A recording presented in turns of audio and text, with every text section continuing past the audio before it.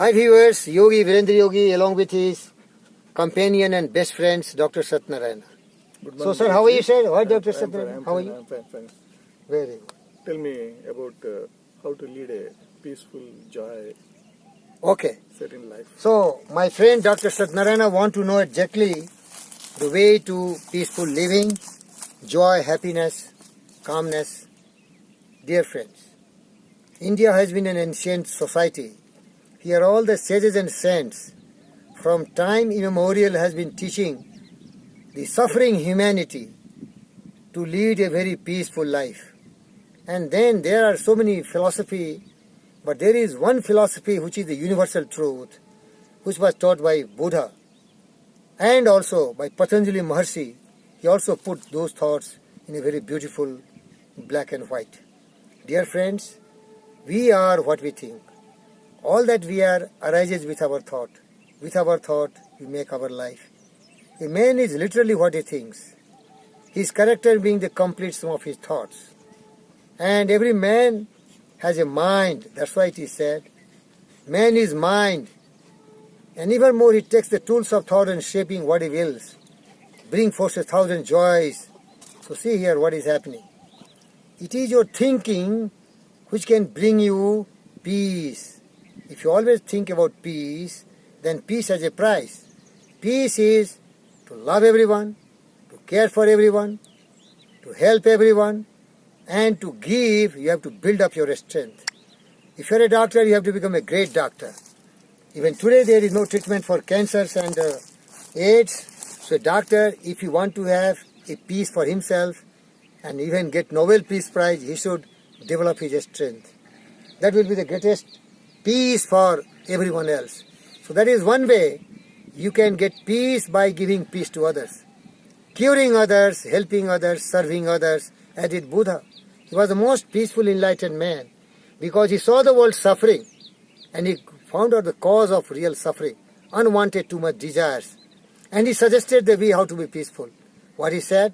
Right view, right understanding, right thinking, that is called, right thoughts, purity of thoughts. Second, he said, right speech. You can be peaceful if you speak golden words, appreciating others, helping others, not criticizing, not abusing, not hurting anybody's sentiments. Because if you hurt and harm others, you will lose your peace. Peace comes once you love each other, care for each other, share whatever you have in your life, then they will be happy with you and they will not harm you and hurt you. So you will get peace. Another what he thought, action. Your every action should be guided by your noble thoughts and pure thoughts. That is, whatever action you are taking, that is noble action. Means you are teaching a patience. You are teaching somebody like Yogi, Virendra Yogi. You are teaching like Buddha. You are teaching like Vivekananda, the noble path, the real path, which is really in the interest of everyone else. Then what you have to do? You have to earn your bread by noble way. Like you see a robber, a thief, anybody cannot be happy because they are doing something negative. So you have to earn your bread by your hard work. That is right means of livelihood. You have to earn your bread by proper way, without hurting and harming others. And you have to put right effort to know the truth. Sincere effort, like Buddha did. He put lot of effort, 13 years of meditation. And then with his effort, he was crowned with success to know the reality of life. What was the reality? What I am teaching you. The Eightfold Path. And then right mindfulness, right meditation, right contemplation. Keep on meditating. If you keep on meditating on truth, justice, peace, love and non-violence, then by meditation, these fundamental thoughts become your permanent tools of life to lead your life. And if you are truthful, nobody is harming you.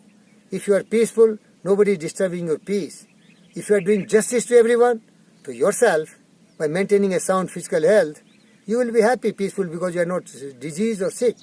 If you are, mentally very sound, disciplined, balanced mind, well-controlled mind, then your mind will not lead you to destructive thoughts. So you are peaceful.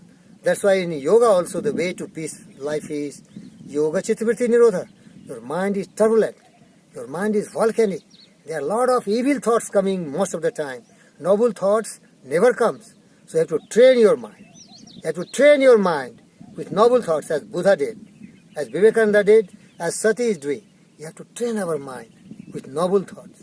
And when you keep on thinking, that is meditation, noble thoughts, you will have peace. So think about love, what Buddha taught. 5 meditation to leading to peace. First he taught meditation of love. That is the way to peace. Because he prayeth best who loveth best. He prayeth best who loveth best. All things, both great and small. For the dear God who made us, he made and loved all. So if you love everyone, nobody will hate you. But if you hate everyone, always everyone hate you. And if you are really a man who wants peace, then you never hate anyone. Because your great love can only eliminate the evils and devils of hatred. That's why you see the world is turbulent. There is no peace in the world because people want vengeance, people want revenge, people want tit for tat, eye for eye, teeth for teeth. That revenge, that multiplies. So Buddha taught us the way to peace. Don't try to hate a man who is hating you. Love him. Then he will definitely fall to you. So the way to eliminate all the hatred, jealousy, enmity is to love. And then the enemy also becomes friend. What Abraham Lincoln did. He tried most of the time to make all his enemies his friend by loving. The second way to peace is fill your mind with joyful thoughts. Joyful thoughts. Joy. Whatever makes you happy. Think about those thoughts. Then your environment will become joyful. Peace will come. And also serenity. Think about serene as Dr. Satyanarayana. You see in the jungle. He's always moving in the jungle, serene.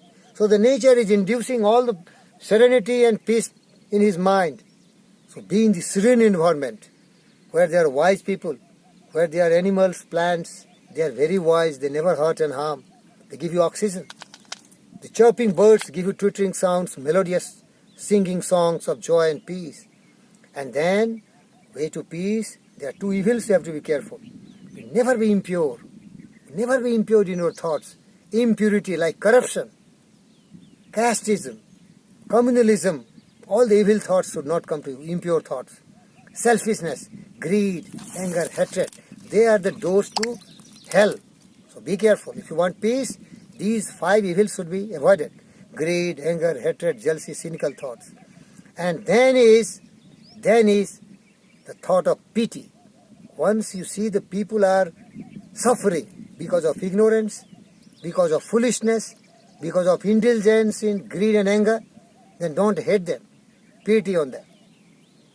Tears should come to you to see their ignorance and try to educate them like Buddha did.